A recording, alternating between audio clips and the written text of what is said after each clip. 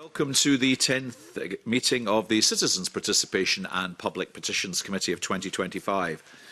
And our usual item 1 is the dry decision for us to take business and private under item 4, which will relate to the consideration of the evidence from item 2. Are we content so to do? Agreed. We are. That brings us to agenda item 2, which is the consideration of continued petitions. And the first of those is petition number 2105 to safeguard Scottish listed buildings at risk of unnecessary demolition. And this has been lodged by Lydia Franklin on behalf of Save Britain's Heritage. And the petition calls on the Scottish Parliament to urge the Scottish Government to set a minimum evidence requirement to prevent unnecessary use of emergency public safety powers to demolish listed buildings. Now, we last considered this petition at our meeting on the 9th of October last, where we agreed to invite relevant stakeholders to give evidence at a future meeting. And at today's meeting, I'm delighted the committee will be able to hear evidence from Hazel Johnson, Director of Built Environment Forum Scotland, from Professor Gordon Masterton, Chair of the Institute of Civil Engineers Panel for Historical Engineering Works, and from Laura Shanks, Chair of the Local Authority Building Standards Scotland. A warm welcome to you all. And we're also hoping that we will be joined online by our former committee member and parliamentary colleague Paul Sweeney, MSP, who has taken a particular interest in these proceedings. But I don't think we've quite got him online as yet. I wonder, before we move directly to questions, I think Professor Masterton, you might just have a few words you would like to say, so feel free, and then we'll move to questions if we may. Yes, thank you very much. Someone's putting it on for me. Thank you. Sorry, you don't need to press any buttons. It'll all be worked for you. Thank you, Chair, and good morning, everyone. At the outset, I will say that I'm representing the Institution of Civil Engineers Scotland region this morning. I'm a past president of the Institution of Civil Engineers, also of the Institution of Engineers and Shipbuilders in Scotland. But I'm here representing my own views, which align with ICE Scotland's view. And from the outset, I will say ICE Scotland agrees with the petition from Save Britain's Heritage that a minimum evidence requirement be set for prevention of unnecessary use of emergency public safety powers for demolition of listed buildings, and that it should be mandatory that a properly experienced and qualified engineer registered with the CARE panel, more of that later, provides an opinion prior to a final decision to demolish. And I'd like to cover 3 points in this opening statement, if that's all right. Firstly, why a decision to demolish should only be made if the case for demolition is supported by a suitably competent and experienced conservation engineer who would also have expert knowledge on whether public safety was at risk. So that's the first point. Secondly, some further arguments on how the current system isn't really working well enough in the interests of really one of Scotland's most important characteristics, our built heritage, which is part of what enhances our quality of life and appeals and attracts visitors and tourists. And thirdly, which I hope will be helpful, some of the history and the present activities of the Conservation Accreditation Register for Engineers, with which I was closely involved in its formation, and that's specifically mentioned in the petition as the appropriate body for drawing on this expert opinion from qualified engineers who've got experience in this sector.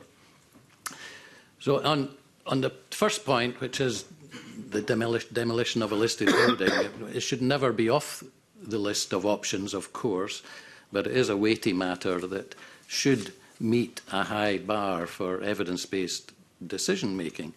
The basic principle of listed buildings is that they've been judged already to be of such architectural or cultural significance that their loss would diminish the nation. And special architectural or historical interest enrich Scotland's landscape and help chart our history. They help to create Scotland's distinctive character. They're highly visible and accessible part of our heritage, They express Scotland's social and economic past, they span a wide range of uses and periods, and they contribute significantly to our sense of place. Now, those are not my words. Those are from Historic Environment Scotland. It's the justification in the background on why it's important to list buildings of special architectural or historic interest. And I couldn't put it better. I fully agree with all of those. And in significant cultural history, the Kenneth Clarke's BBC series Civilization from 1969, but it's still available online, which is some indication of its importance. He drew on his evidence of what constitutes civilization in a civilized society from the built environment in our cities, our towns and our buildings, the grand ones and even the not so grand ones. Just as much as he drew on art, music, literature, philosophy and systems of government as evidence of progress of our civilization. So buildings are really important, and every listed building sits, by definition, in the pantheon of Scotland's achievements as a civilization because of the care that's been taken in the listing process.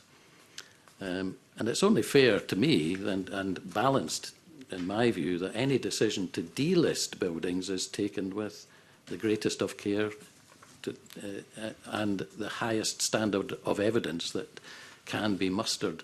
And the ultimate delisting is, of course, demolition. And this is really the nub of the petition, I think, that Scotland deserves to have that decision to demolish a listed building informed by careful and experienced opinion of a civil or structural engineer, specially accredited as having reached a high level of competence in conservation projects, and that competency evidenced by their membership of the CARE panel, which is run jointly by the institutions of civil engineers and structural engineers nationally, but there are suitably qualified people in Scotland under the CARE panel scheme.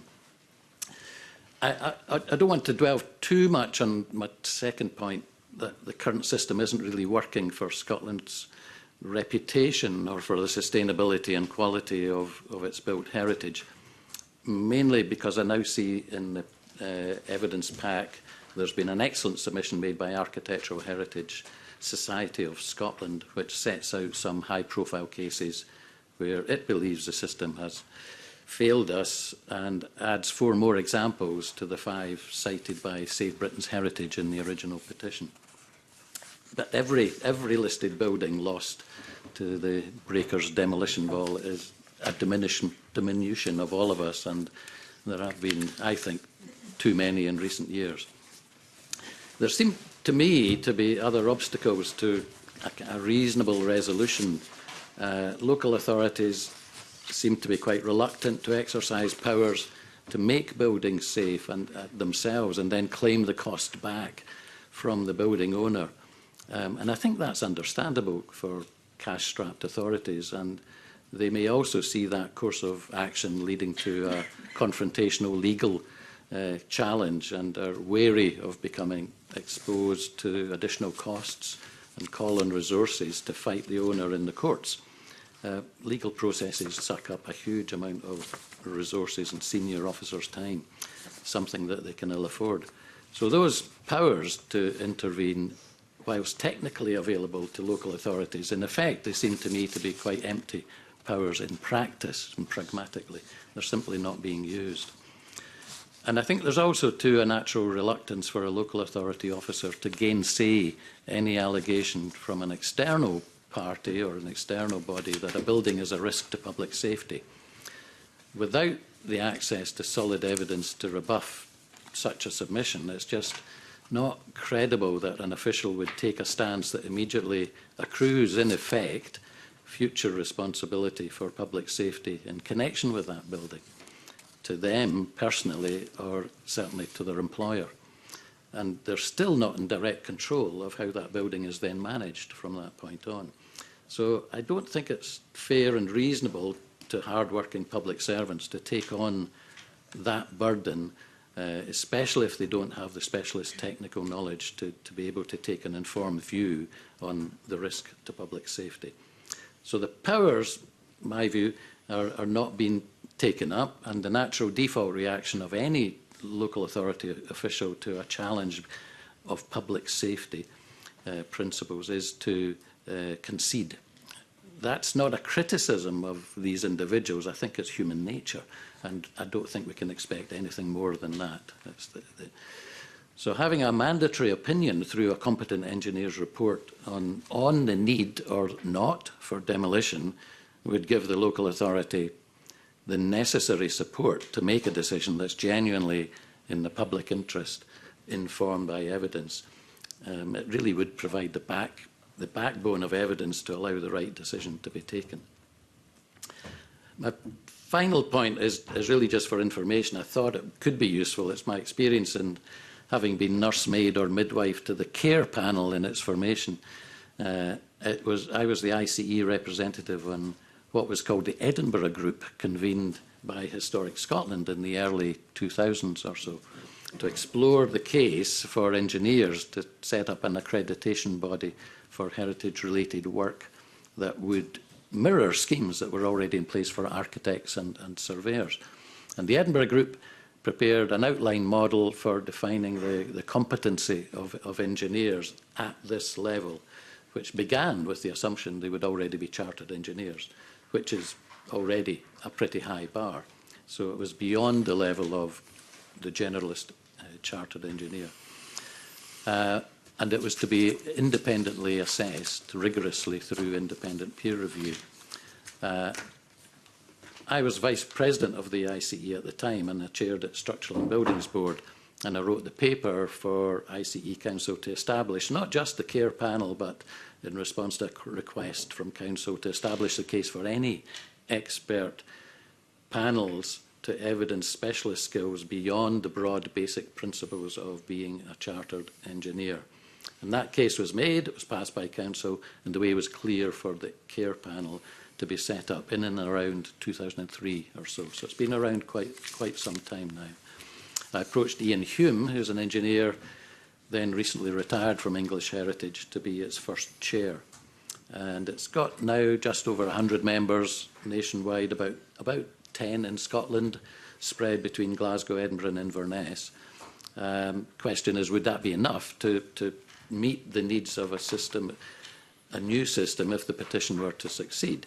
I think initially yes, because it would be a slowish start-up, but more resilience would obviously be desirable, and I'm convinced that having a mandatory role of this nature built into legislation would actually persuade those conservation engineers who already have the experience but have just never gotten round or felt never needed to get round to subjecting themselves to a peer review process. It's a tough process, rightly so. So I think they would be spurred into action by any legislative role, motivated by the need to meet this in the national interest. And I think the numbers would increase significantly. Finally, would it be expensive? Would it be costly? They would have to be paid for an inspection and a report, but competitive tension would ensure value for money, and the costs, I think, needs to be weighed in the balance of the alternative, the continuation of the current unsatisfactory processes that benefit mainly developers, some of whom have got ulterior motives, not necessarily in the national interest, and the slow but steady erosion of significant parts of Scotland's built heritage is the side effect of that. I think it would be a small price to pay by comparison to have this extra stage in the approvals process, and it would also save some time of local authority officers, so there'd be a benefit there. Thank you very much. Thank you. Well, that was all very enlightening, very academic. Let me now be pejorative. You referred to Kenneth Clarke's television series Civilization, and that was all very highfalutin. You then talked at the end about developers who might have ulterior motives, and I would have said I've never met a developer who hasn't got an ulterior motive that isn't in the national interest. When have they ever had a developer? I mean, I can see that there are architects and others who maybe aspire to create something wonderful, but when I've met developers, they're looking for a bang for their buck. I mean, that's why they're in business. And the kind of impression that I think many people have is that, you know, while the United States may ring out the old, ring in the new, and have a complete lack of sentiment about absolutely anything, and one only has to look at New York City to see all the buildings that have been ripped down and replaced with whatever it was that could make the most money in their place, people in this country have an attachment to a number of buildings. So let me be argumentative just for the sake, and bring in our other witnesses too.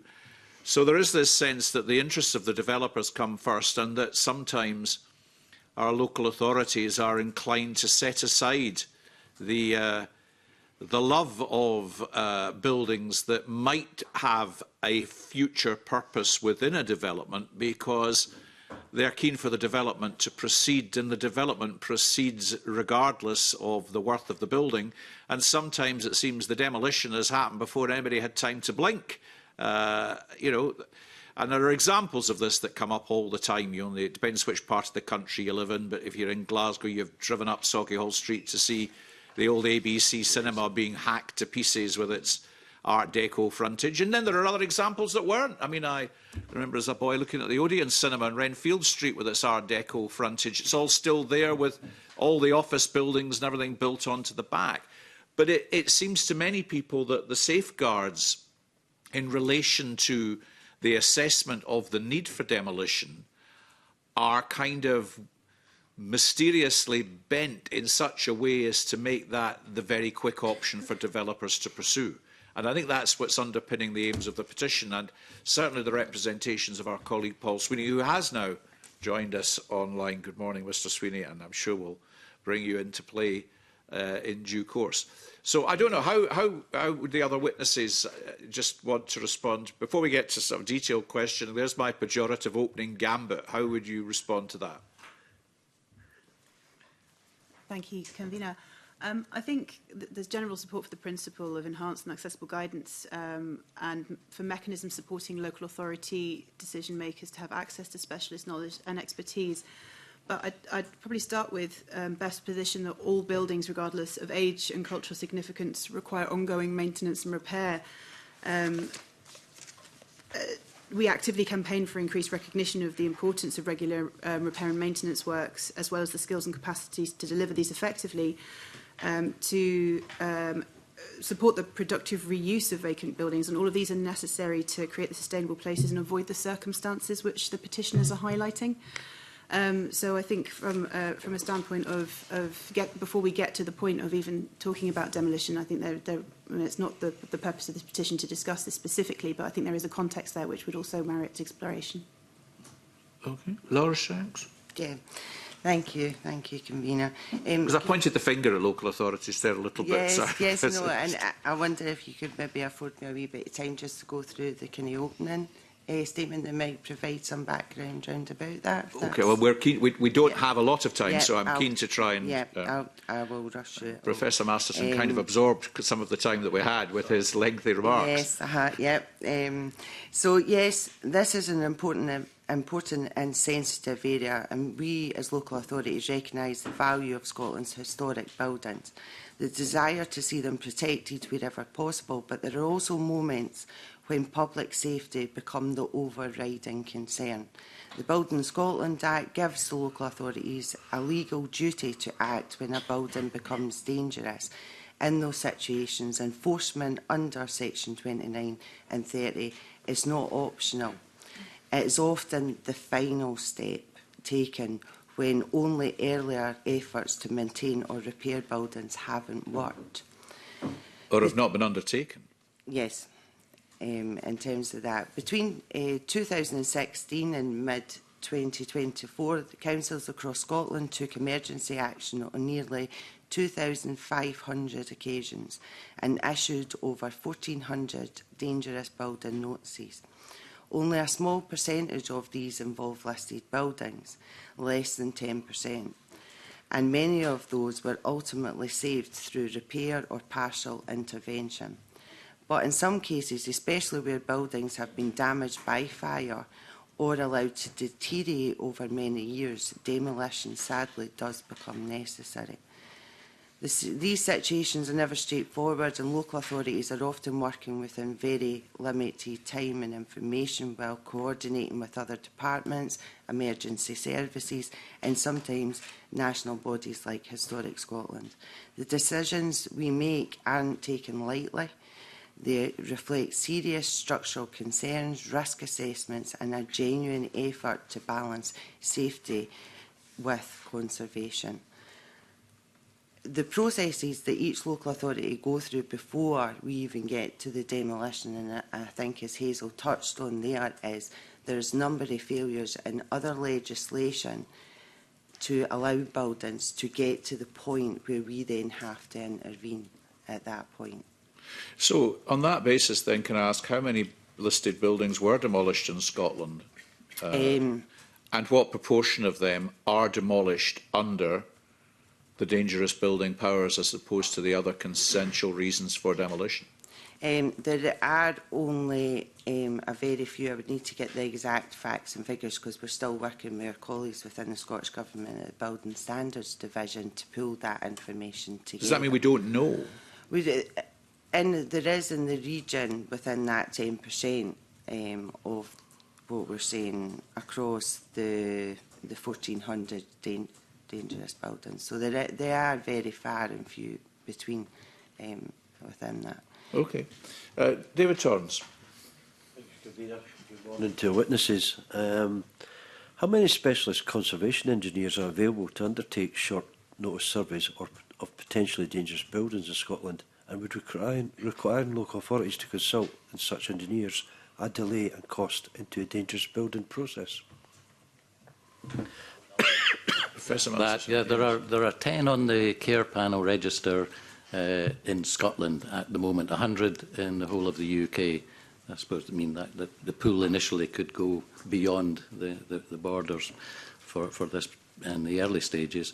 But I'm confident that there are about 3 times or 4 times as many very experienced conservation engineers who have not gone to the trouble of being listed on the care panel just yet, because it's not mandatory. And initially, English Heritage were encouraging the institution to set it up because they wanted to make it mandatory for funded, grant-funded projects to have care panel engineers only, but that never actually materialised. So there was never quite the commercial encouragement to build that panel up as strongly as it could be. I would say there are, instead of comfortably, there would be 50, 60 qualified engineers potentially for the care panel who are working and practising in Scotland. But that would take a little time to get through, and it would, if there was legislation that referred to it, it would certainly encourage it. I hoped I'd covered the cost, because I thought the cost issue would arise, and I mentioned there would have to be an inspection and a report. I don't think that would be a huge burden, given the significance and importance of making the right decision about a listed building. Roundabout costs, what role should cost be considered to a public purse and building owners play in the decision about the future of dangerous listed buildings, particularly for buildings without an obvious future in commercial use? These decisions have to be taken in the round, and cultural and architectural significance is one element. Public safety is, as we've heard, is the highest of the criteria that has to be satisfied, and the realistic prospect of being able to retain that building in a way that continues to be of cultural and architectural value to Scotland is another. And if any one of those falls short and the cost is too high, then that would have to be a decision taken in the round. But it needs to be a considered decision, not a snap decision. And that's my worry at the moment, is that these decisions on the public safety challenge are becoming snap decisions and not well enough rounded in those authorities that don't have the large in-house resources that the bigger cities do. And I think that's it's less of an issue there, but it's still an issue. Thank you. I think we'd support the specialist knowledge must feed into these decisions, and a lack of access to, in some cases, conservation accredited engineers and specialists could lead to sort of an approach of general practitioners becoming more involved in decision making. And it does stand to reason that without specialist knowledge of listed and traditionally constructed buildings, there may well be a more risk-averse approach to recommendation of demolition, perhaps without the understanding of the safety issues at play and the potential for restoration. Specialists, including conservation engineers and building control surveyors that specialise in historic buildings, do have a deeper understanding of the safety complexities and, crucially, the practical opportunities for refurbishment. And around the economic viability, I'd just like to touch very briefly on the financial viability of restoration and maintenance, which does need to be considered, we believe, with fresh eyes in 2025 through the lens of the declared climate emergency and also the value of embodied carbon. When looking at the two key arguments for retention and refurbishment of buildings over their demolition, the retention of heritage value and the lower embodied greenhouse gas emissions produced by retaining emissions, these are rarely considered as part of the decision-making process. Laura, I think. Thank you. What I would say in terms of looking at bringing in specialist engineers, even regardless of the local authority size, every local authority has internal processes and procedures that allow us to go through. What smaller local authorities tend to do is they will employ the services of external structural engineers that will come in. And as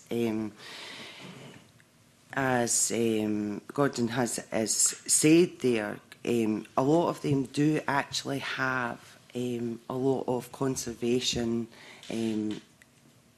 experience around about listed buildings. It is just that they potentially never went down that pathway, as you're saying, within that. But what I would say is, if we were to go down that pathway and have to wait on, if there is only 10 of these available for the whole of 32 local authorities in Scotland, that could lead to significant delays in what the local authorities' legal obligations are to protect the public, and that is the ultimate here. The local authority building standards are not of, demolition is our last resort. To get there, we will take every other step to try and work with owners. What you also have to take into account is owners, unfortunately, don't take ownership of their buildings. They do not maintain them, and that is why they deteriorate so much to get to that point where, again, we're having to step in. So whilst there are other cases that we've looked into where we have actually had specialist advice from engineers, as you're describing there, where the time allows that to happen, but that shouldn't just be the fallback case. And it needs to be, I suppose, quite looking at, again, coming back to that public safety at the end of the day, and that is all that we, as a local authority, are legally obliged to do. Thank you. I have no further questions. Maurice Golden. Thanks, Convener. Yep, we're on. I think we all want to avoid the situation like you'll see today, walking down Princess Street, where a lot of our heritage was destroyed because the council of the day wanted progress, and the same's happened in the Royal Arch in Dundee, which is sadly lost. And a specific example, which will lead on to the question, Castleroy House in Broughty Ferry in Dundee was built by one of the Duke Barons in 1867, 100 rooms, 365 windows, one for every day of the year, and sadly after World War II was demolished. Actually, they didn't try to recover very much, but you can still see the gatehouse if you visit Dundee, which is still standing and is usefully deployed for housing. But the issue with Castleroy House was that it was allowed to deteriorate. And I wonder what the panel think about if there are any early interventions that could be deployed. Who would do that and how would that work?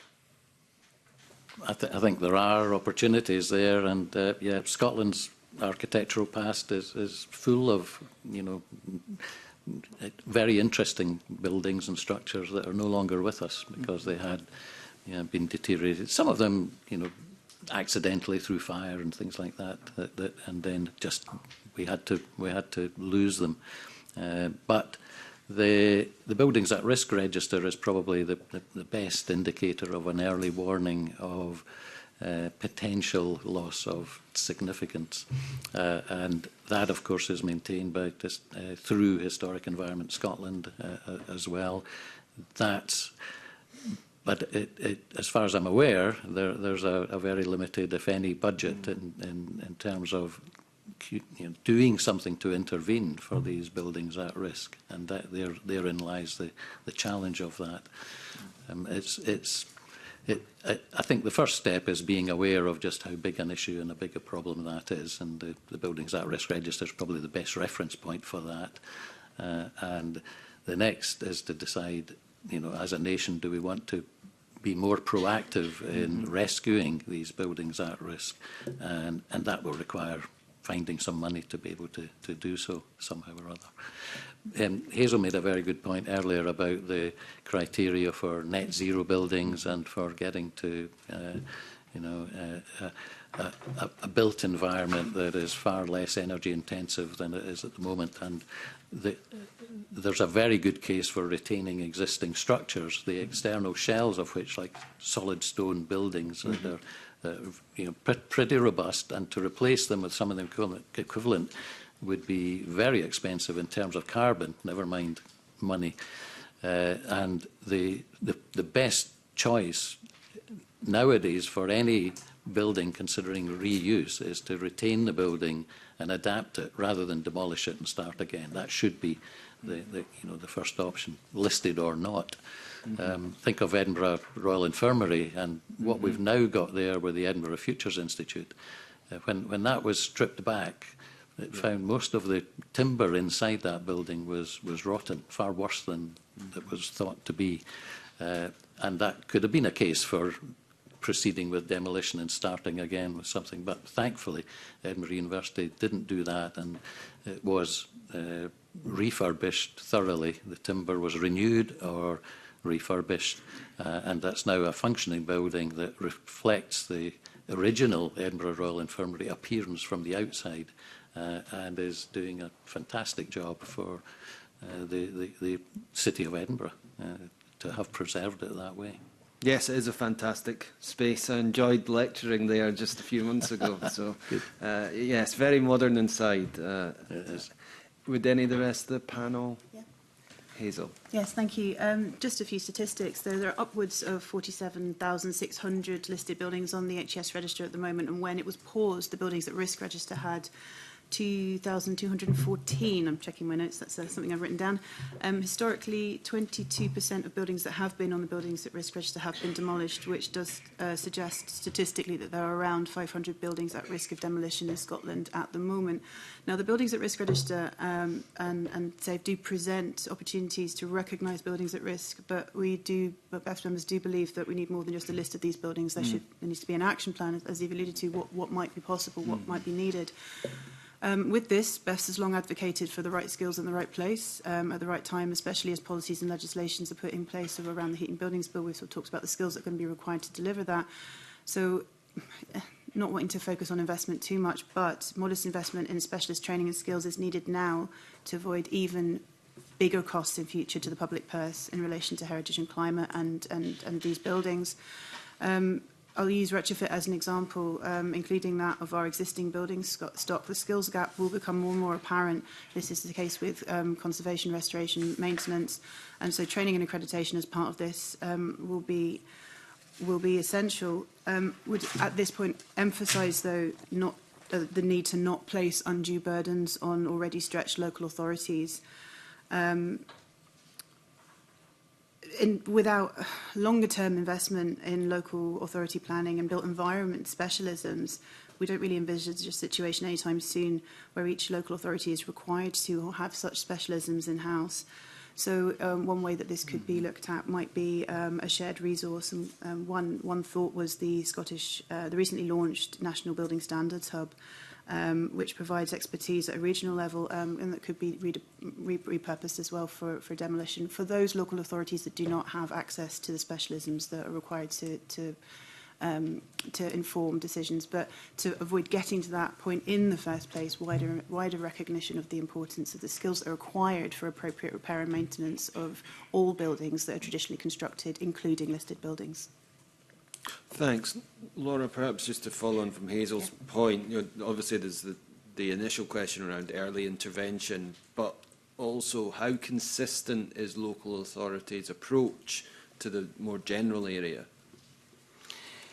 In terms of our approach, I mean, as we've said, like building standards is that last line of defence, and the key priority there is public safety. There are legislation under planning terms that can look at that to provide early intervention at those parts, and then obviously the register is we've spoken about there. It's actually probably quite a good point in terms of what Hazel touched on there, the Scottish Building Standards Hub. Yes, we have worked closely with the Scottish Government Building Standards Division to set that up, and part of that, and one of our next areas within that is about developing the new structural hub section of that will provide smaller local authorities just key areas where they can go for additional guidance and support structurally in terms of that. But yes, as I say, there are multiple areas of failures within different legislations before it actually gets to the building standards sections. And yeah, as I keep repeating, it is that last line of defence that's there just to protect the public. And we often hear that planning departments and local authorities are struggling with staff recruitment and indeed retention. How is that picture on building standards? Building standards, again, through labs, through the Scottish Building Standards Hub and through the Building Standards Division, we all work very, very closely together. What we've been looking at and we've been introducing is we have a modern apprenticeship programme that is coming through, where currently there's around, I would say, 26 members of staff being put through our training programme. We have an ambassadors network where we have people that are retraining and coming within building standards, so whether they are trades, we bring them in. The Scottish Building Standards Hub, that is one of their key areas of focus, is to provide us with that learning and development opportunities within that. So as building standards in a whole, because the three organisations all work very, very closely together, is something that we are very heavily investing in to take that forward. A lot of that does come out of Grenfell and a number of things like that, so we do need to provide that continuous refreshing within the services. But yes, we are heavily investing in that at the moment. Okay, thank you, panel. Thank you. Okay, we will leave aspiring Professor Golden and his lecturing to move to Fergus Ewing. Well, good morning, panel. Thanks very much for your evidence. It's most illuminating. Yesterday, I read an excellent article by Stephen Jardine, the president of the Coburn Association, in the Herald, and he quoted from Lord Coburn, who wrote in 1849 to the then Lord Provost of Edinburgh, stating, Edinburgh is not exempt from the doom that makes everything spoilable, which I thought sums it up really, and he alludes to the work that the Coburn Association have led over the years to protect the meadows from a motorway horrible high-rise hotel over George Street and other things that I think almost everyone would agree would have been disastrous mistakes. So on the one hand, we have, I think, a clear consensus that the best buildings must be preserved. But what I haven't seen, and maybe this is my lack of scholarship or industry in examining all the papers, but certainly having noted your own submission, the petitioner's own submissions, there doesn't seem to be a distinction between those buildings listed in A, which are of national importance, B, of regional importance, and C, of local importance.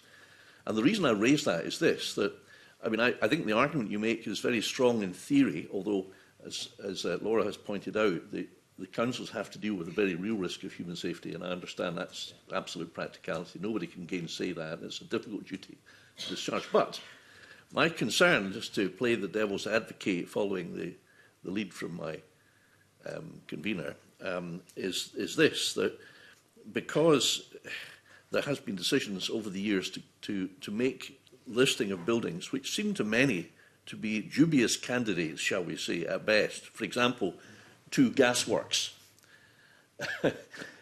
Or, a different example, the old distiller manager's house in the distillery of Balmenich in my constituency, which was just a nondescript square building, and which was going to hold up the redevelopment of that distillery, where many people lived in tied housing, and where lorries, because the roads were so narrow, because they weren't built for pantechnicons, had to reverse 200 yards in icy conditions in winter, threatening the safety of children.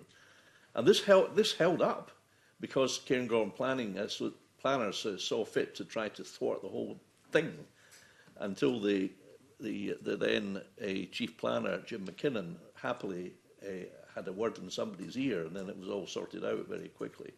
But the point I'm making, I'm trying just to set the scene, is many people feel that the listing of mediocre or nondescript buildings just creates a burden on making way for progress. Nobody wants to see the Wallace Monument, any of our fine castles. Inverness Castle, where for the last 12, 14 years I've been overseeing a committee to see its transformation from a court to an international visitor attraction, and just if I could prolong the advertorial, it will be open later this year, and you can get your tickets online quite soon. But it is Grade A listed inside and out. So every step of the way, we've had to work with HAS, and it's been a very fruitful relationship. But do you think that the whole system is kind of been brought into question by ordinary folk in Scotland and think, what on earth are you listing a gasworks for? I mean, with any collection of assessment of architectural and cultural significance, there will be differences of opinion, I suppose, because there's not a precise science that says, you know, if you do these sums, you'll get a definition of A, B, or C. So there will be shades of opinion that lie in the selection. I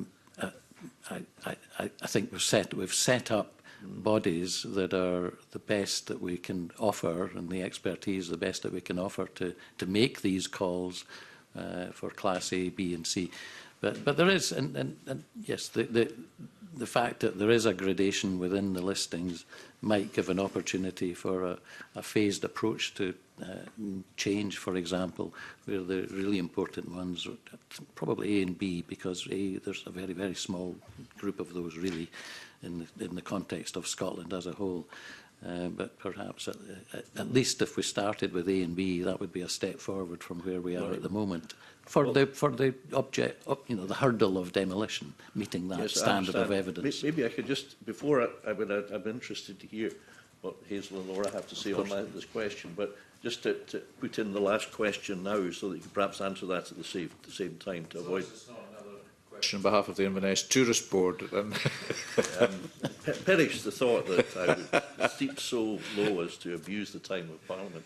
No, the point I was going to raise was more a practical one, which is this, that in the practical application of the process, this might be more for the local authority spokesperson here, is a distinction made in practice so that, you know, a higher standard of care, of rigour, of diligence is required for Grade A than Grade B, and Grade C equally requires not quite the same rigorous standard of diligence in terms of the degree of quality of expert advice that is required to be given before a demolition order can be made. Putting it bluntly, is it easier to get on quickly to demolish a Grade C building than a Grade B?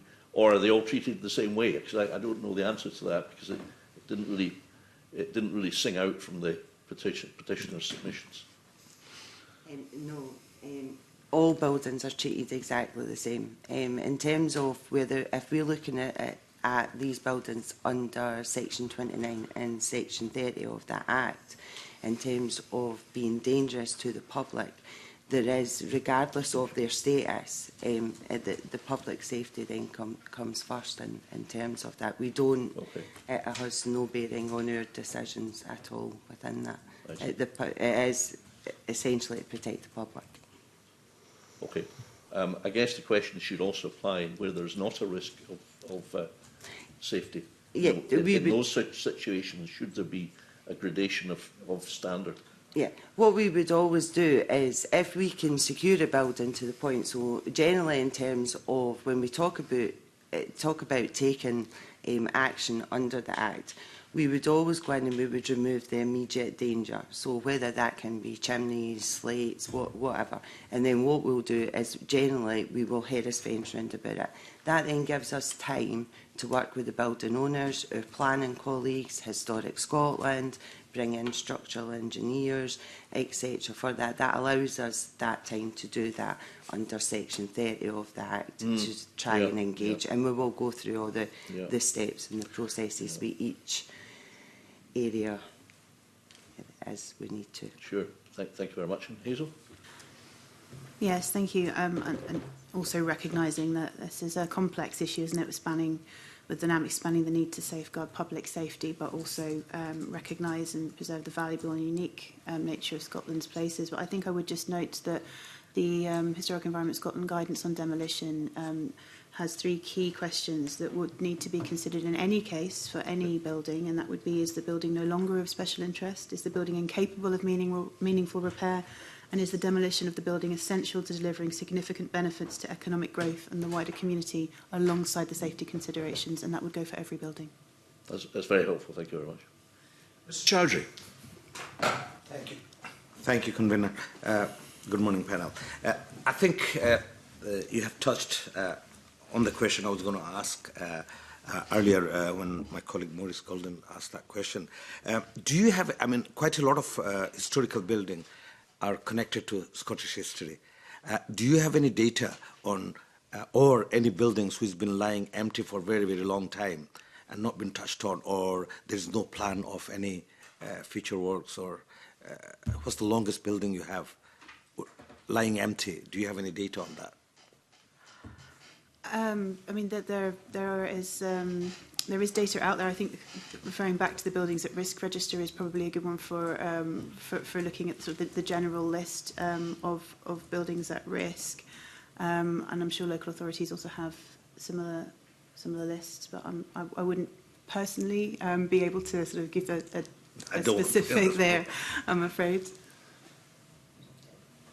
Yeah, local authorities do have lists within other departments within local authorities where they work to try and engage with potential future owners and that to try and restore these buildings, etc. as they come through. But yeah, to let you understand, like some of the, speaking to my colleagues in local authorities, some of these buildings we first engaged with 10-15 years ago.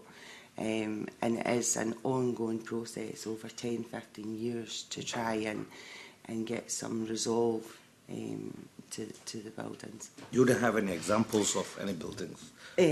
No, I can't really go into details. Probably one of the most prominent ones is the Station Hotel and Air. If you look at that one, that's probably one of them.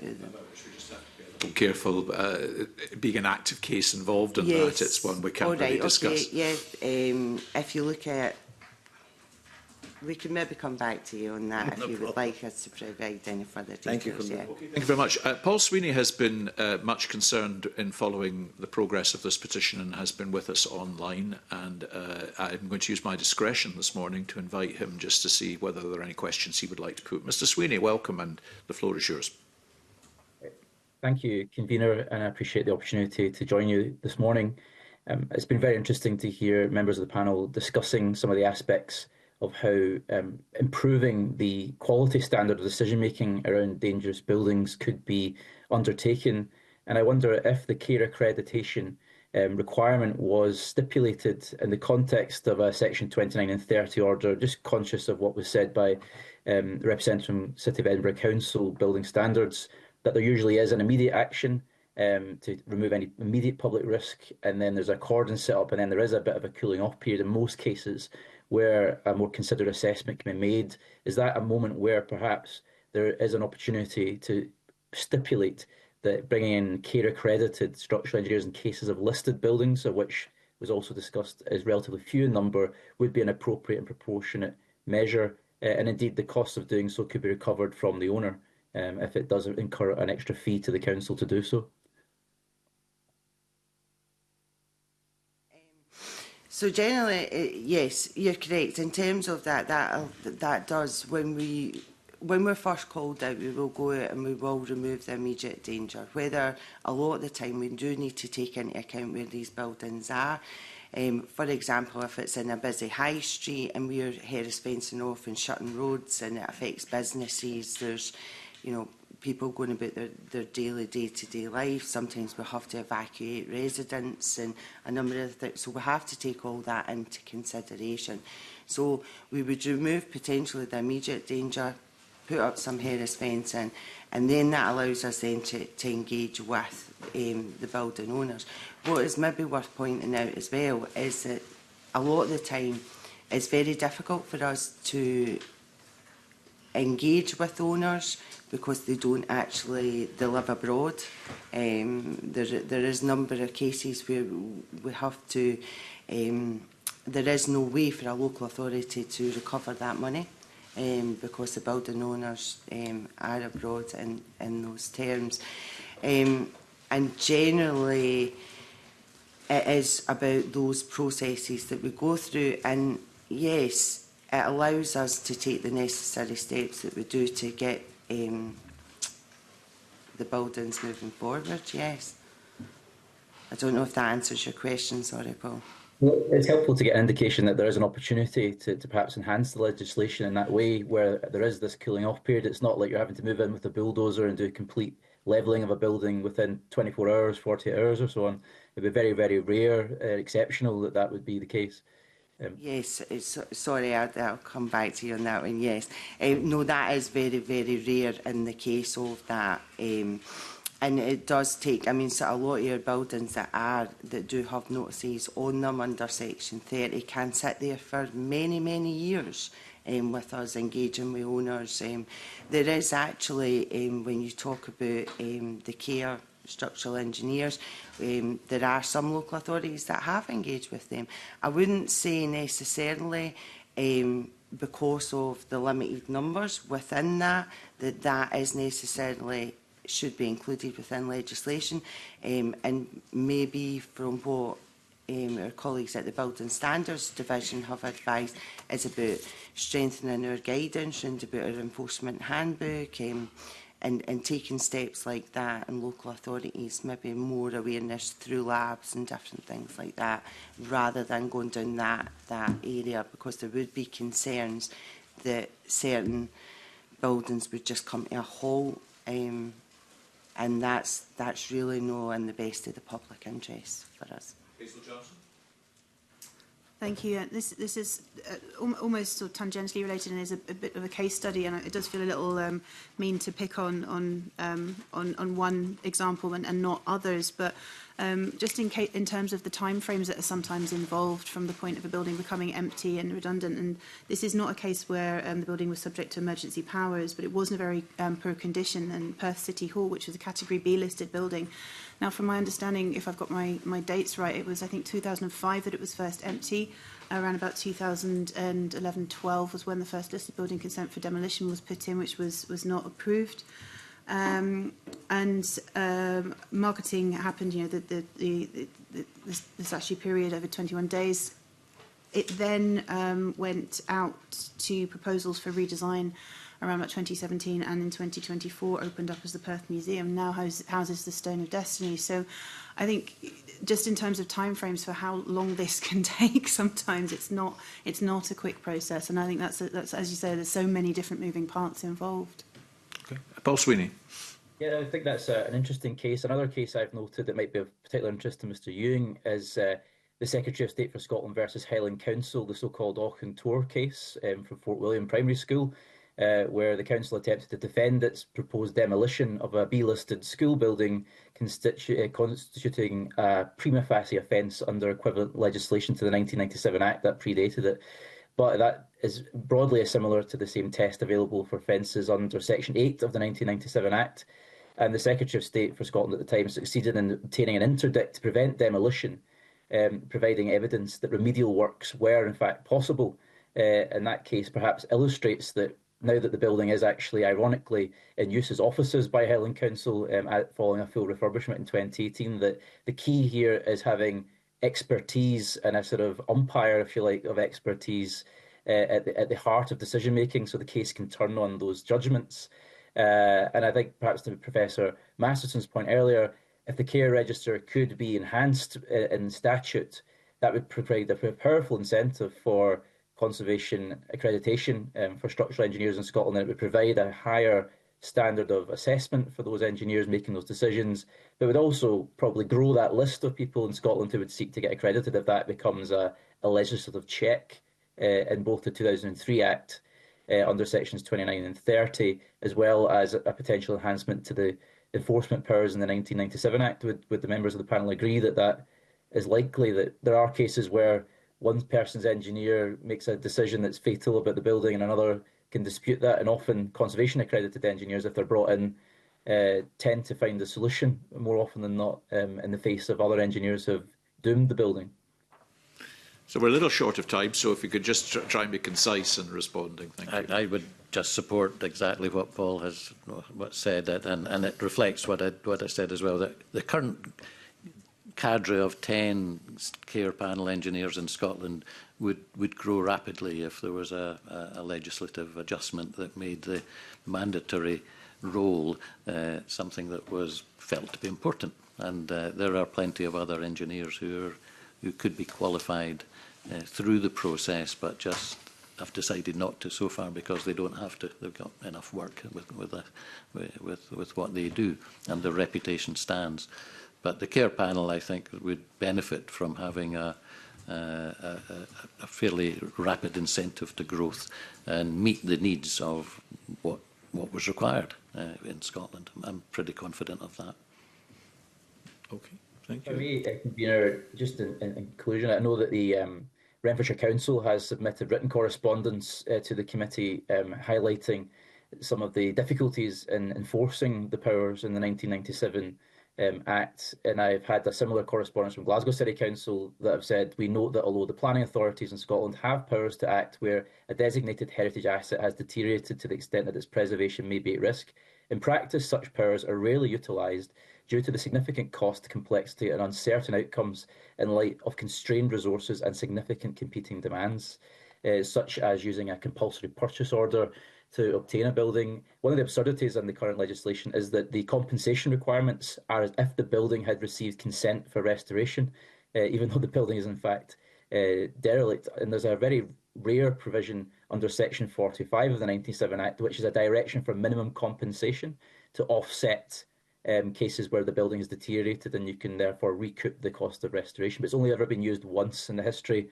of the 1997 Act. So on that basis, does the members of the panel agree that after over a quarter of a century of this legislation, it's ripe for legislative review, and that perhaps could be a consideration of the committee and its recommendations to ask the government to undertake a full review of the 97 Act and how effective its provisions are in this regard? one word, yes. Well, there we are. Thank you. Thank you, Mr. Sweeney. But your contribution there, and I think some of the contributions we've heard along the way, perhaps play into what I might pose as the very final question, and that is that the Scottish Government has committed to updating guidance to local authorities on how we deal with dangerous listed buildings, including undertaking research to inform this work. And I just wonder if there's any point in conclusion that you might want to volunteer in addition to anything we've discussed that you would like to see reflected or included in that fresh guidance that emerges. Well, that's good to hear, and I would only offer the support of the Institution of Civil Engineers, and I'm sure the Institution of Structural Engineers, in providing input into that guidance as well, and that cadre of care panel engineers, not just in Scotland but nationally, would be a very good sounding board as well for anything that was under development at the moment. And I'm sure the profession of chartered engineers in Scotland within the Institution of Civil Engineers would be very happy to help and support. Thank you. Anything from our other two colleagues by way of a final thought? Hazel Johnson. Thank you, Vera.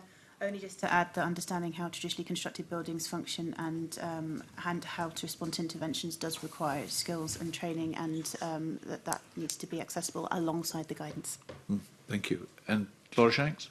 Yes, just to say that we will continue, we already have been, and we will continue to work with the Scottish Government in developing and producing that guidance. Right. Well, listen, thank you all very much. That's actually been a very interesting conversation. It's a petition that we've obviously had the opportunity to consider on a number of occasions, and it comes to mind sometimes during the course of the intervening period between our considerations, because a building materialises in the national infrastructural consciousness that is under threat, and one immediately thinks of the provisions that we have here that we've been discussing. So I'm going to suspend just briefly. We'll consider the evidence we've heard at a future date, but thank you all very much indeed for your participation. Thank you.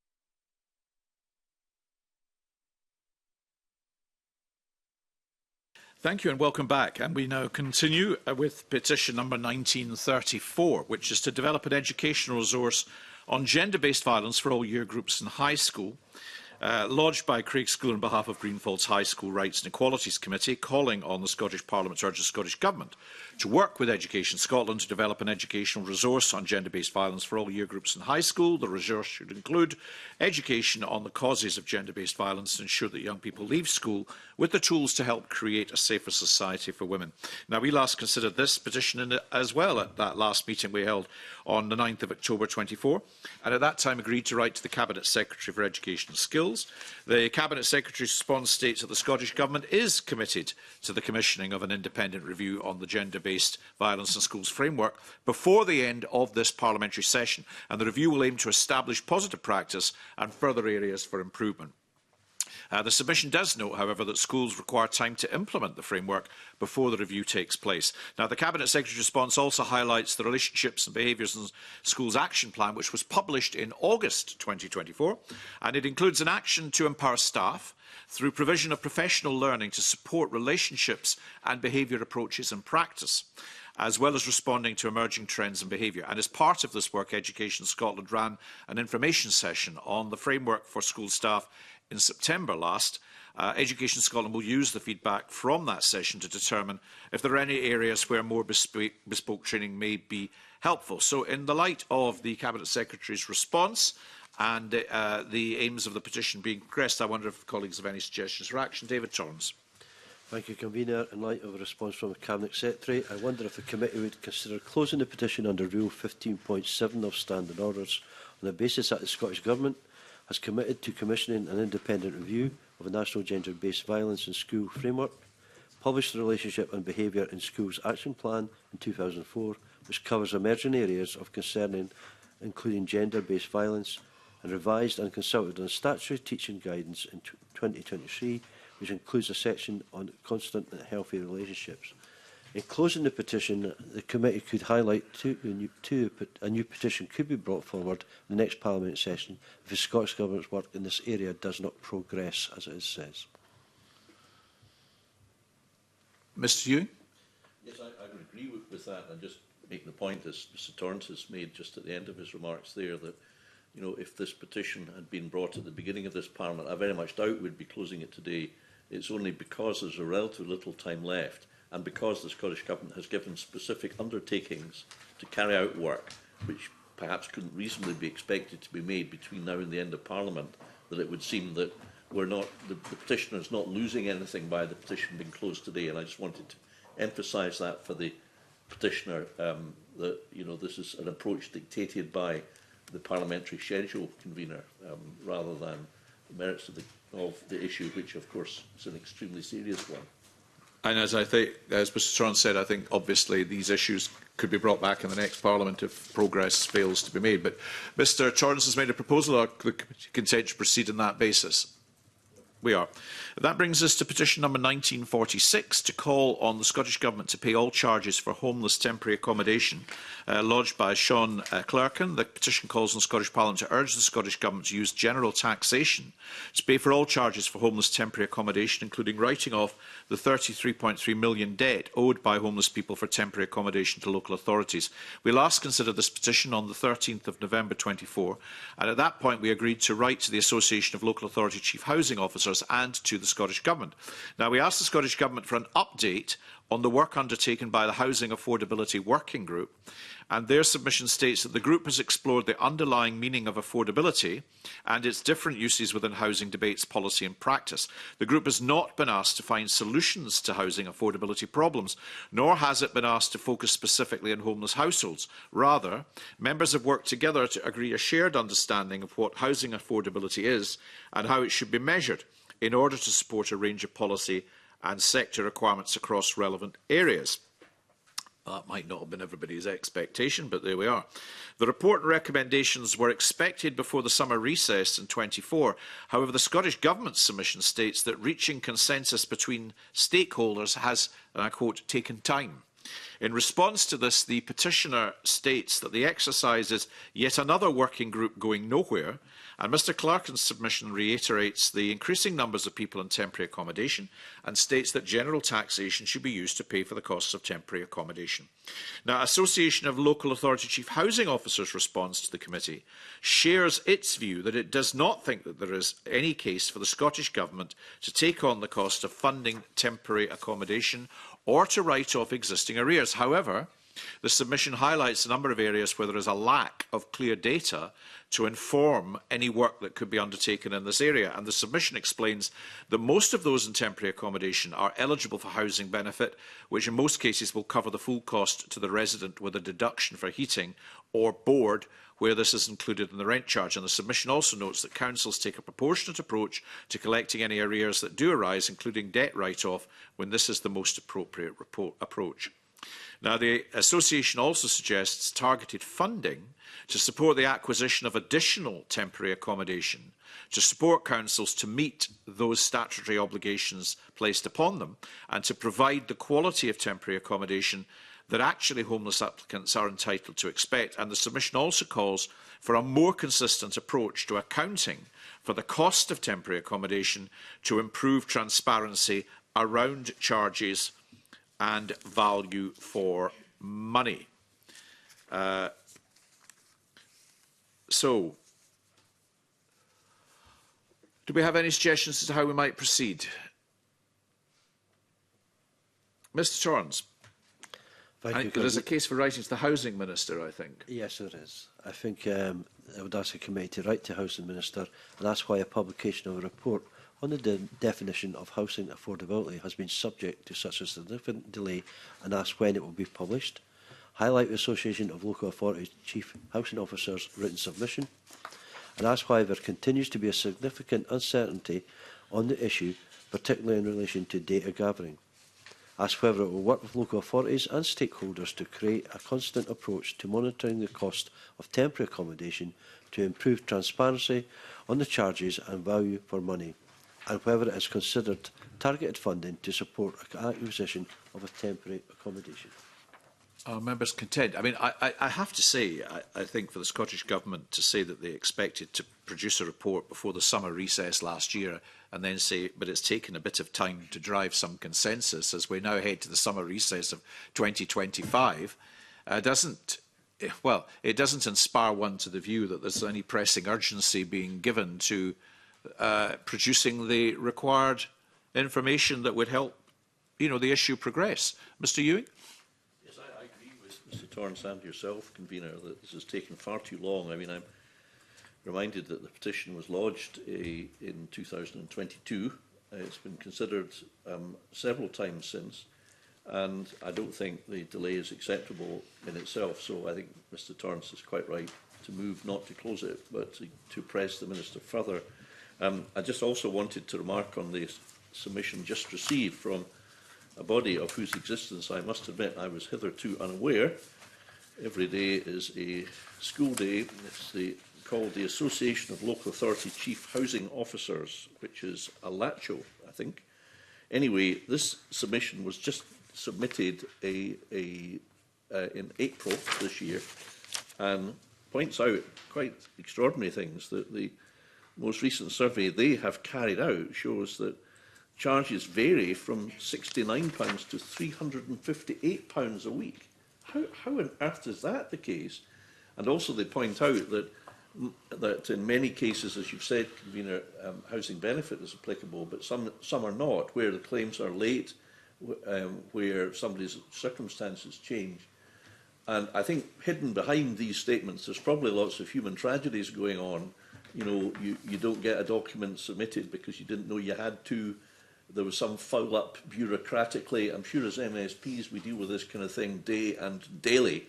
And I would be grateful if the Housing Minister could specifically address each of the points raised by Alacho in its submission of April this year, because it does raise an alarming kind of complexity and illogicality which under which I suspect there lies a lot of human tragedies.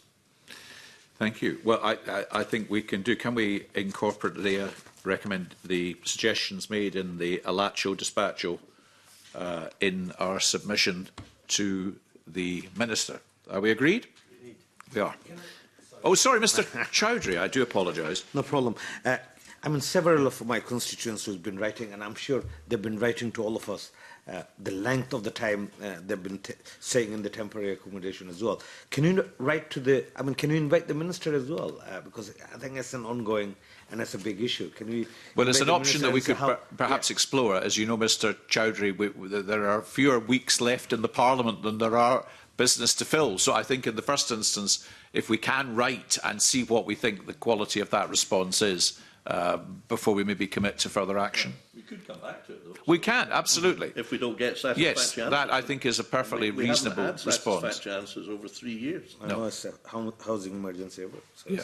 But it's something, not that that's unique, but, but I think that's something I should be. Yeah. So can we reserve that option and try and expedite an expedited response? I entirely agree, Convener. Of course, you're absolutely right, but at the same time, we cannot, and it must be said openly, we cannot let ministers off the hook. Nope. Simply because they can run the clock. If that was the case, they could get away with doing nothing for every session of Parliament on every petition. I was just trying to save the time. And just, well, it's a badge of honour of this committee that we don't let ministers off the hook.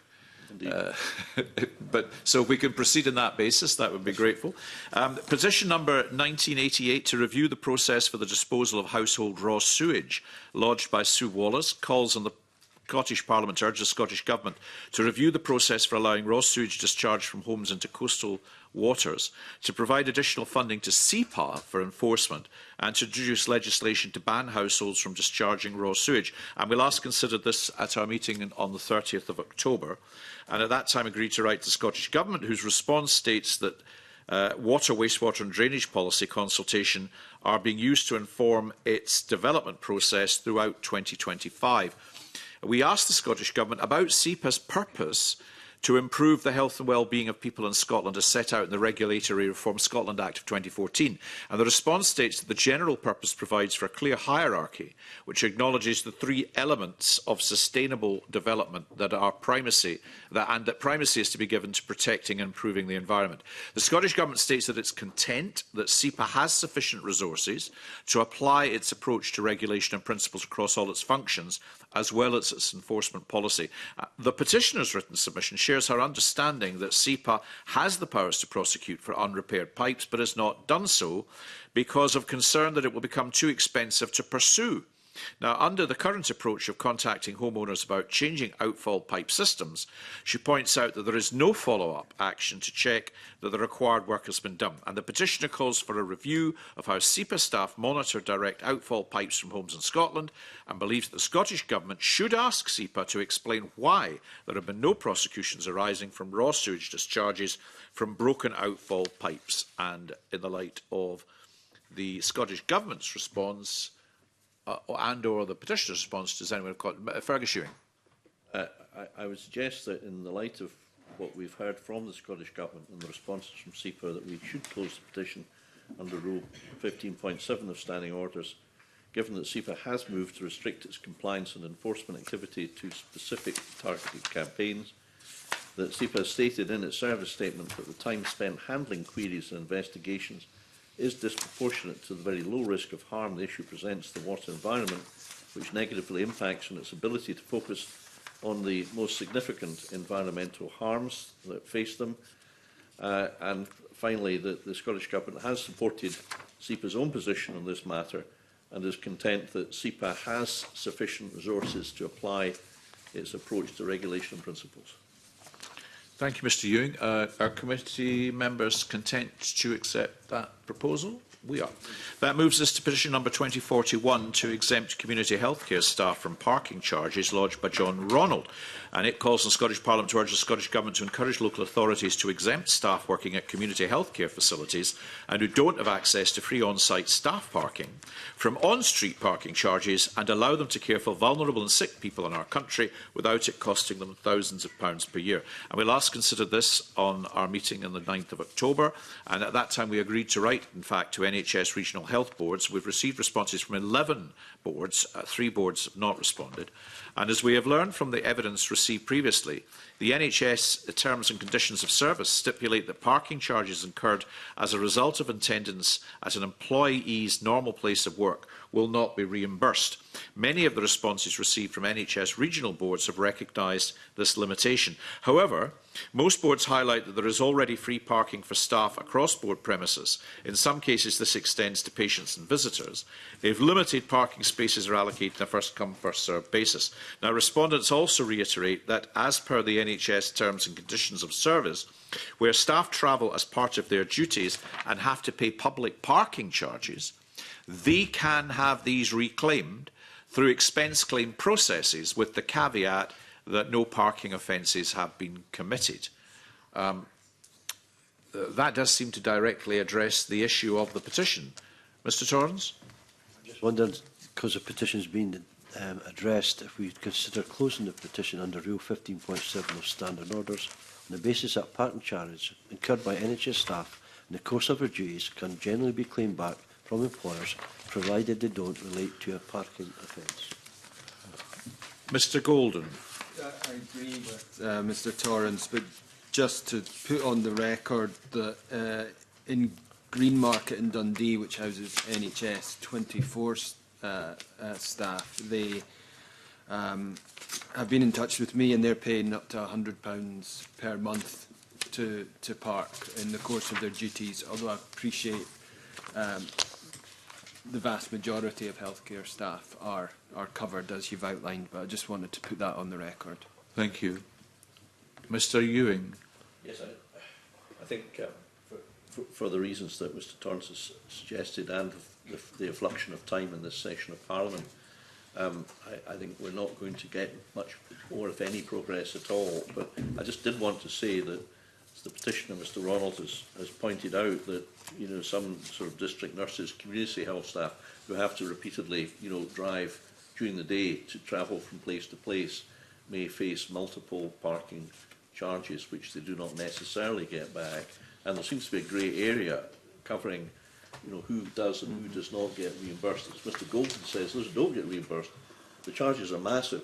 And the last point I make is that the powers that be, and this is the zeitgeist, are anti-car. But for many people, you cannot get to, for example, the Queen Elizabeth Hospital except by car. And I know some nurses, I know this from someone who works at the QE intermittently, it's not my constituency, have to drive to the QE and get a car parking space at 6 a.m. in order to be able to start their shift 2 hours later. So I just make these points because I think there's lots of underlying issues that are hidden away here. I'm quite sure that the petitioner and others will come back to the next session of Parliament. And I don't think we've really bottomed out this issue, for many people in their daily lives who are really having to pay an awful lot of money because of the politically correct attitude of our times. In closing the petition, then, would the committee like to write to the Scottish Government just illustrating the work that we've undertaken in the time that's left to us in regard to this, noting that we have identified inconsistencies and that while the broad statement that charges can be recovered will indeed allow some people to be recompensed, there are others who are escaping through the net, and that this is unreasonable, and perhaps it would be useful for the Scottish Government just to be aware of that, and hopefully, if possible, in the next Parliament, if nothing further happens, this petition might resurface with the opportunity to do a little bit more work on it at that time. Sure, and it won't be the managers, the chief executives, the board members, it will be the porters, the auxiliaries, the district nurses, and the ordinary staff that get stung. Yeah. But I think that's probably absolutely correct. So I think we're kind of reluctantly having to move in this direction, but having brought the work together through the health boards, I think it would be useful to let the Scottish Government, the Minister, be aware of that fact. Petition number 2095 to improve the public consultation processes for energy infrastructure projects, and this is lodged. This calls on the Scottish Parliament to urge the Scottish Government to review and seek to update Section 3.2 of the Energy Consents Unit Good Practice Guidance for applications under Section 36-37 of the Electricity Act 1989 to address the concerns of communities about lack of meaningful, responsible and robust voluntary and pre-application consultation by transmission operators on energy infrastructure projects, and also to explore all available levers to strengthen community liaison and public participation for the life cycle of energy infrastructure projects. And we last considered this on the 11th of September 2024, when we agreed to write to the Acting Minister for Climate Action, Ofgem, and the National Energy System Operator, NESO. And I should probably have said that the petition was lodged by Margaret Smith, who I understand is with us in the gallery today. In its response, Ofgem underlines that planning consultation does not lie within its remit. Development of the option scope, design, planning and delivery of projects are the responsibility of the relevant transmission owner and the NESO and other relevant authorities prior to Ofgem's final decision on cost efficiency. However, Ofgem's expectation is for transmission owners to engage effectively with local communities, and it states that stakeholders interested in infrastructure projects are welcome to submit responses to any relevant Ofgem consultations on efficient funding for transmission projects. The response from the NESO indicates that it balances any proposed new network infrastructure against 4 high-level objectives, one of which is the impact on communities. Now, whilst NESO puts forward a recommendation, it is the responsibility of the transmission operator at the next stage of project development to decide upon potential route corridors and types of infrastructure to use. And the NESO's expectation is that operators will consult with local communities and planning authorities on these proposals. The response from the Acting Minister for Climate Action highlights that a joint review undertaken by the UK and Scottish governments has concluded with a consultation expected to launch, and he states that proposals include a statutory pre-application community and stakeholder engagement process, which would apply to all transmission infrastructure projects.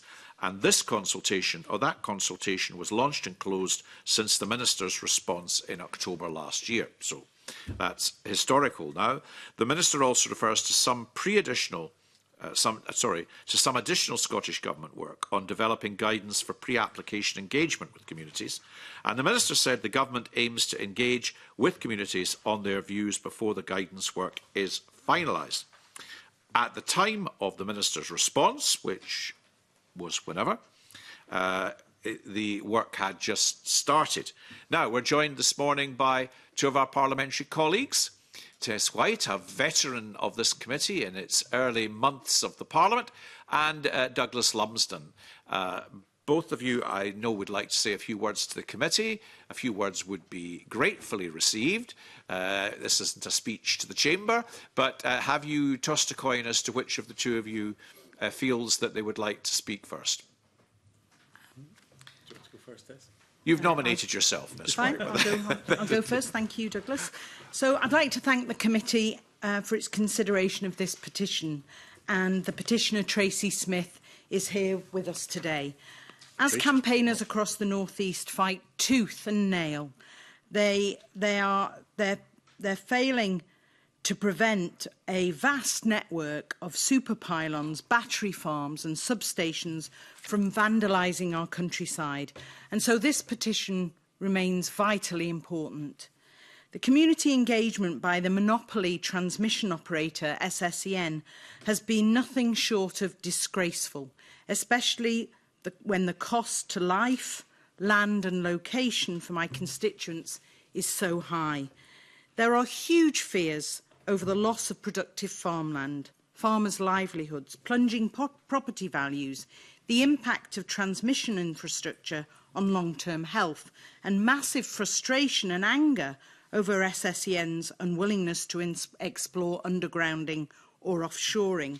Meanwhile, the Energy Consents Unit has given the green light to 236 separate applications for major electricity schemes across Scotland since May 2022, while only 8, that's 8, have been rejected. SNP Minister Gillian Martin has met with SSEN 16 times, but has refused point blank to meet with campaigners. We still don't know what action the SNP government will take now the consultation for reforming the consenting process has ended. In fact, since the petition was first lodged, even the right to a public local inquiry and local democratic input is under renewed threat. And that's against a backdrop with the SNP and Labour working hand in glove to strip local communities from Kintore to Teeling of their democratic rights. For the north of Scotland, the constituents feel that they're bearing the brunt of the transmission infrastructure projects, and they feel that this is a deeply, deeply unjust transition. So finally, committee, as you consider next steps, I would urge you to address the wrecking ball that the SNP government is taking to local democracy in the name of net zero. Thank you. Thank you, Ms White. And can I say, since you referred to the petitioner as Tracy White, the petition is lodged as Margaret Tracy White, but I take it that Tracy White is the given name, so I'm delighted that Tracy White is with us in the gallery today. Mr Lumsden. It's Tracy Smith, Convener. Tracy Smith. Just to correct you. Yeah, correcting my correction. Yeah, well, that's very rarely necessary, Mr Lumsden, but I'm very grateful to you for your support and assistance in my senility. Anyhow, please proceed. Happy to help in any way I can, Convener. Thank you, Convener, and thank you to the committee for giving me the opportunity to speak to this petition today. Because the petition in front of the committee today is one of huge importance, not just to the north east of Scotland, but the whole of Scotland, really, because the rush to net zero, and in the rush to net zero, our electricity system is changing, and not just in terms of offshore and onshore wind, but also the associated network infrastructure, whether that's pylons, substations, or even solar and batteries, the dreaded battery storage that we see appearing all over the country. And a lot of this is appearing without much thought on capacity and what we need, and little in way of regulation also. And for all these developments, it's the local communities who seem to be ignored. It doesn't seem to matter how many objections there are to a proposal. And there is a feeling that if the government wants it to happen, it's going to happen anyway. And this is turning the consultation process into a tick-box exercise, especially when you consider the amount of effort and time our communities have to put into these consultations. We are moving to a position where communities think, why should we bother? And that happened at the Net Zero and Energy Committee when we had a call on views for the proposed changes to the consenting process that was mentioned earlier. The community groups that we went to actually responded saying they were not going to waste their time, as they will just be ignored, as they always are. And if we look at the specifics of this petition involving SSE, and I think part of the problem is that there's so much work planned that people are genuinely confused if it affects them or not. And the campaign groups have been doing an excellent job finding their own money to compete with companies with very deep pockets. And we really are going down a David versus Goliath situation. So we do need meaningful consultation, and the government needs to start listening to communities. The government will no doubt claim that the pre-application changes that are being proposed and were mentioned earlier will fix everything. But the truth is most developers are doing that pre-consultation anyway, as per the good practice guidance. And I also note from the Cabinet Secretary's response to the petition 16 months ago that the new pre-application guidance for electricity lines would be brought forward. And it's interesting to hear that that is only just starting now. So the key change that is being proposed is the removal of the automatic public inquiry, so that we're in a position now where actually we're weakening the consultation process and not improving it. So I think changes to that guidance is urgently required, and I would urge you to keep that petition going to try and force the government to come forward with new guidance, because it is sorely needed.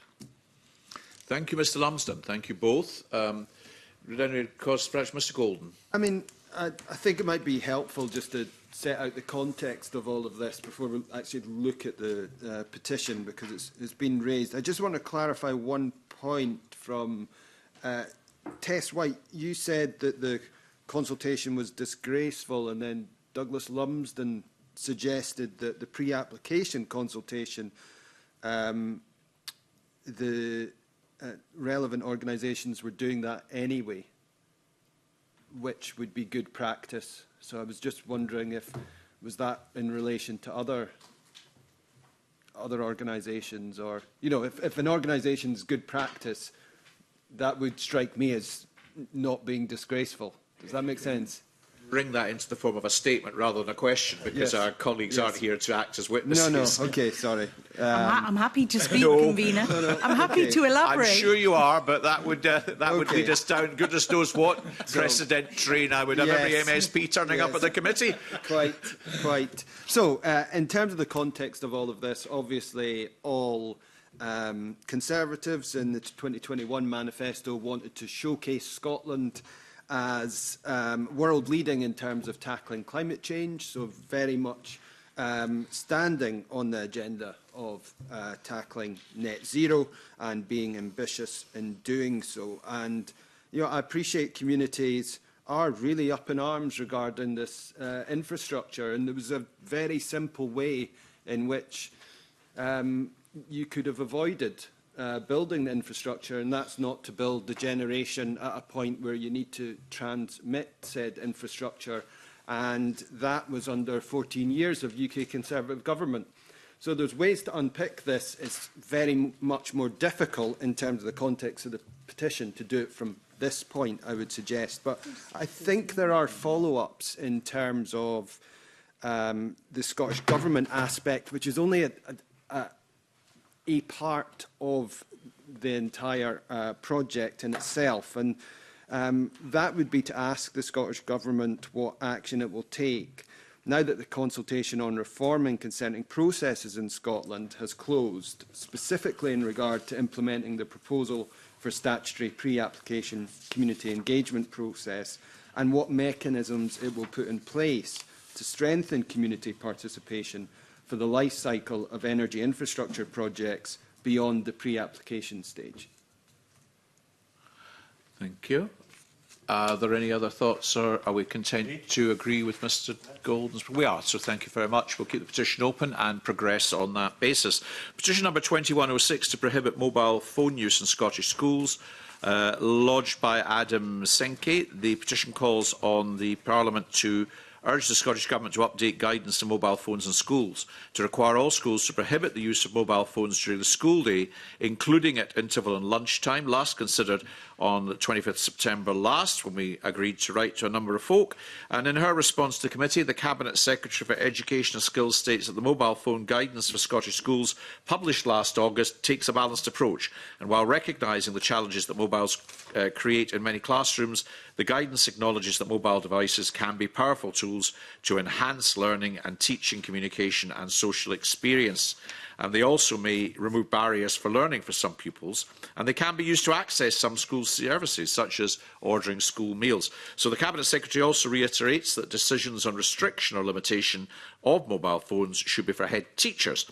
On similar grounds of flexibility and balance, the responses received from the Educational Institute of Scotland, the Association of Heads and the Deputies in Scotland and School Leaders Scotland indicate that restrictions should be a matter for schools, and they don't support a national ban. In his recent submission, the petitioner argues that Scottish schools which allow pupils unrestricted access to smartphones could be in breach of the duties they are supposed to uphold under the United Nations Convention on the Rights of the Child, primarily in relation to protecting children from information and material injurious to their well-being. The petitioner puts forward a series of examples in which children have been exposed to harmful content. Do members have any comments or suggestions for action?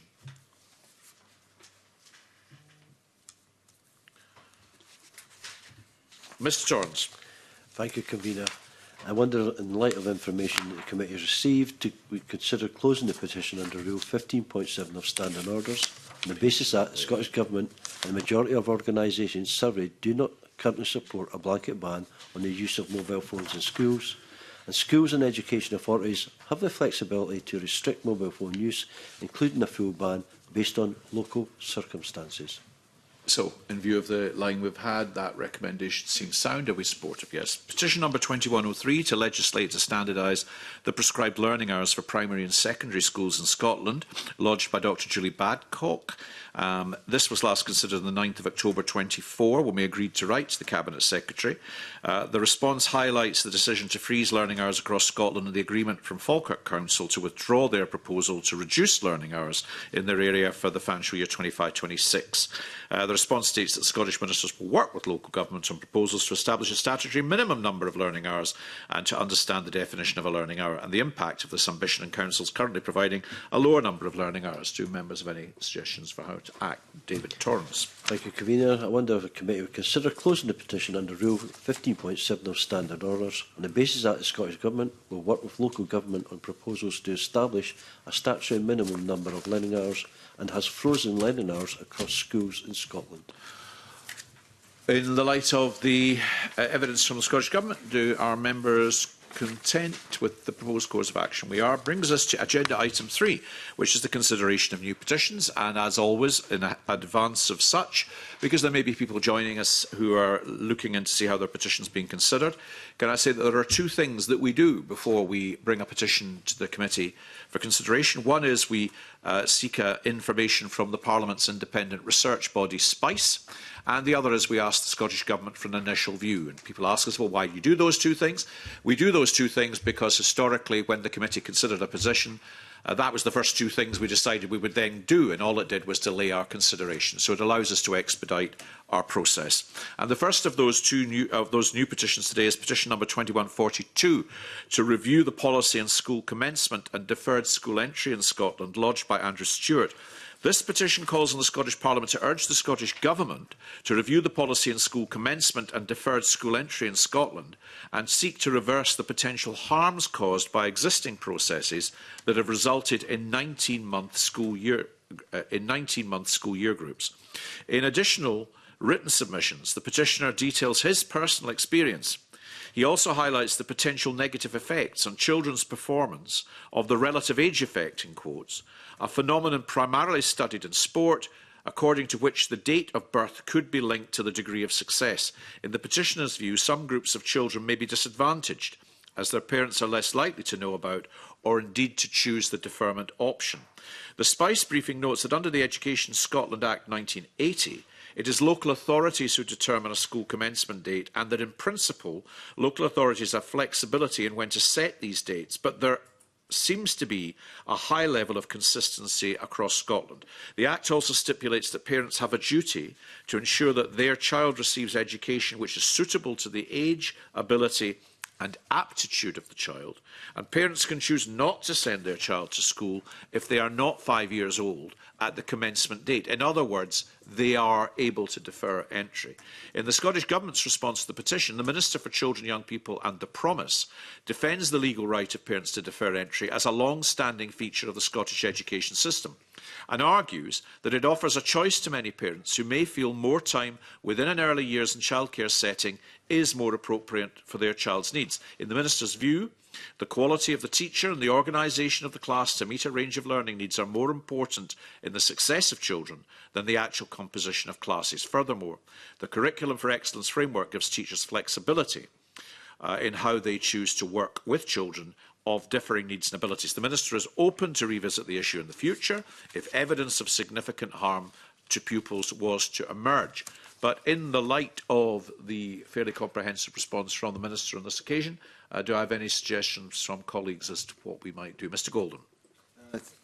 Thank you. As someone who started school at 4 and got accepted to Dundee University at 16, I'm a big fan, I would say, on the flexibility. And ultimately, in this petition, I think, given the explanations we have heard, I think we should close the petition under Rule 15.7 of Standing Orders on the basis that, as you have highlighted, Convener, local authorities have the flexibility in determining school commencement dates, and parents are really key to this and have a long-standing legal right to defer the school starting date for their child, particularly where they feel more time within the early years and childcare settings would be more appropriate. And finally, meeting different learners' needs within the single class cohort is already built into the principles and practices of curriculum design under the Curriculum for Excellence framework. Well, very encouraged to know that you were a high achiever, Mr Golden. I have to say, my mother maintains that she thought she was going to have to get nappies and school colours for me, but that's another matter.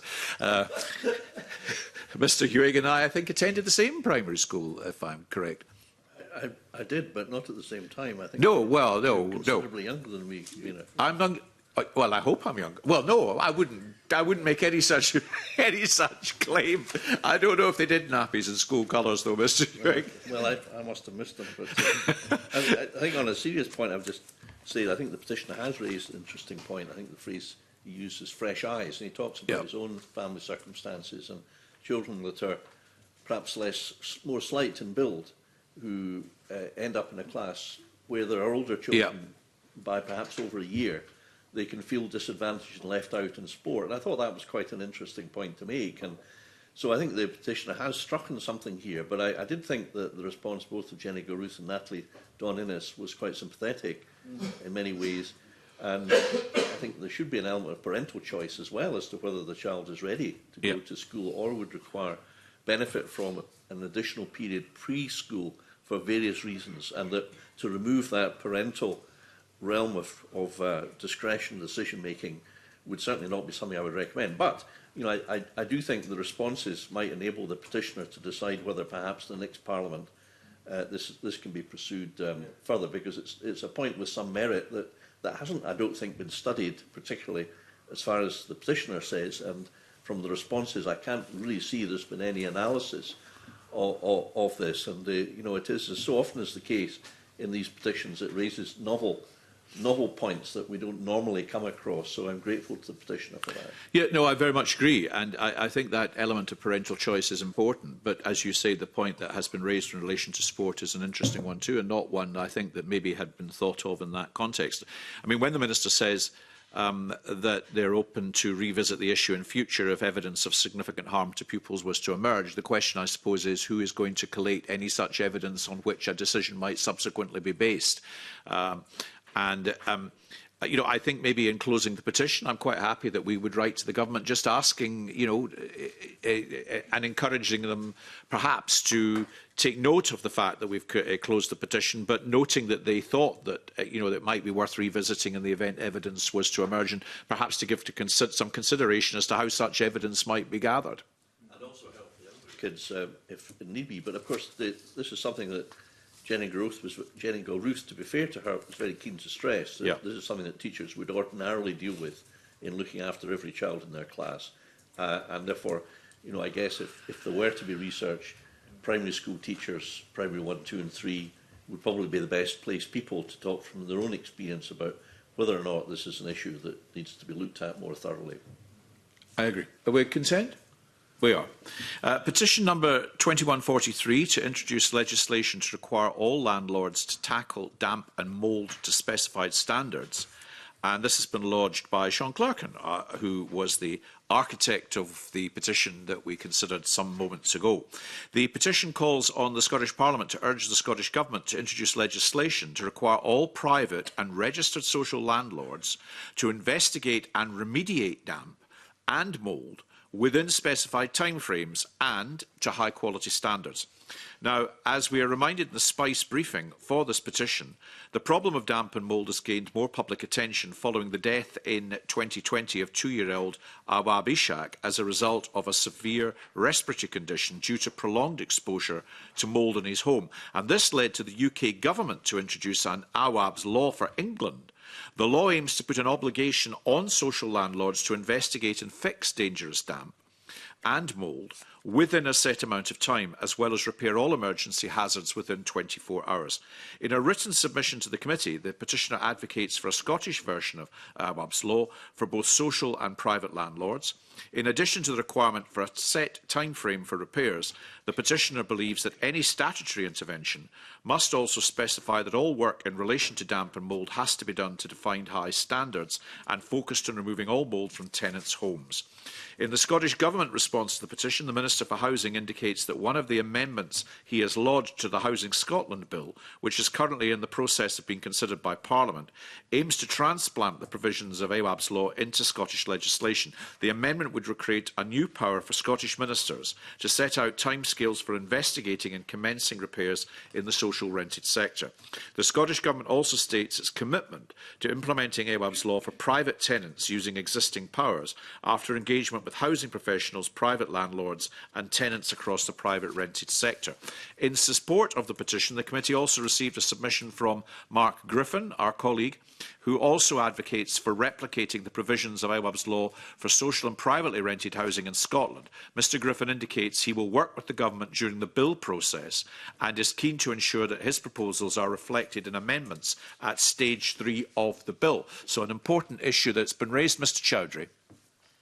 Thank you very much. I think we had a debate, members' debate on this as well. I would write to the Scottish Government and ask what engagement it has had with the private renter sector and what specific steps it will take to implement provisions similar to Awab's Law for private tenants in Scotland using existing powers, and what plans it has for statutory intervention to require all remedial work on damp and mould to be done to define high standards and keep the petition open.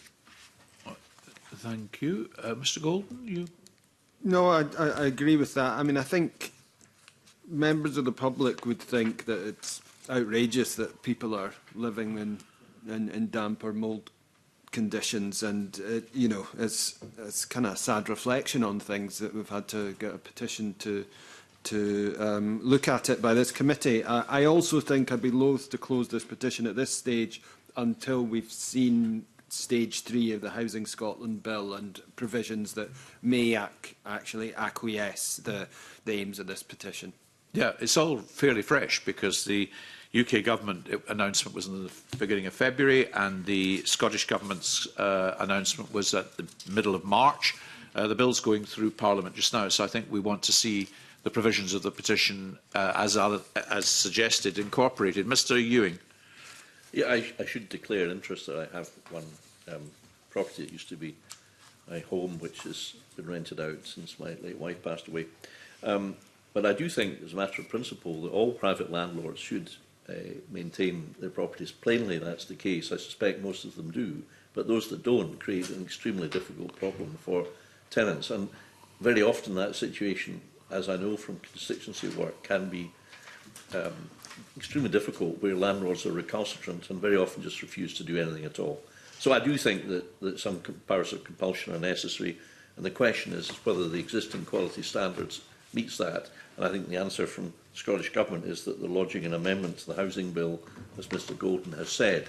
So I do think that this is a matter that is very live and will be debated further by Parliament, and it would seem to me that the approach in England seems to be logical, although I think it's not yet implemented. It's being implemented starting with damp and mould from October this year. Yeah. It says in the ministerial response we had just very recently on the 8th of May.